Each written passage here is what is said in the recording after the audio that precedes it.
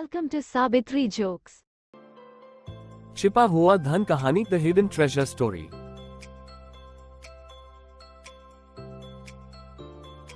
ये किसान और उसके 4 आलसी बेटों की कहानी है। चारों आलसी बेटों को किसान कैसे मेहनत का पाठ पढ़ाता है, जानने के लिए पढ़िए। एक गांव में एक किसान रहता था।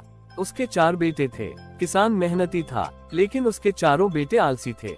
किसान उन्हें समझाया करता, पर उनमें कोई असर नहीं होता। किसान जब बूढ़ा हो गया और उसे लगने लगा कि अब उसके कुछ ही दिन बच गए हैं, तो उसने अपने चारों बेटों को बुलाया और उनसे कहा, सुनो बेटो, अब मैं कुछ ही दिन का मेहमान हूँ। मरने के पहले तुम्हें एक राज की बात बताना चाहता हूँ। चारों बेटे ध्यान से सुनने लगे। किसान ने आगे कहा, अपने खेत में अपार धन गड़ा हुआ है। मेरे मरने के बाद तुम खेत को गहराई तक खोदना, तुम्हें धन मिल जाएगा। तुम लोग आराम का जीवन बिताना। चारों बेटे खुश हो गए। उन्हें लगा कि अब उन्हें सारी जिंदगी काम नहीं करना पड़ेगा।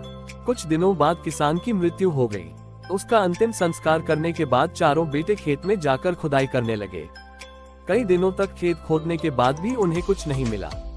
उन्हें अपने पिता पर बहुत गुस्सा आया, लेकिन उन्होंने सोचा कि जब खेत खुद ही गया है तो यहाँ धान बो देते हैं। उन्होंने खेत में धान बो दिया। कुछ माह बाद खेत धान से लहलहा उठा। धान बेचकर उन्होंने अच्छा खासा धन कमा लिया।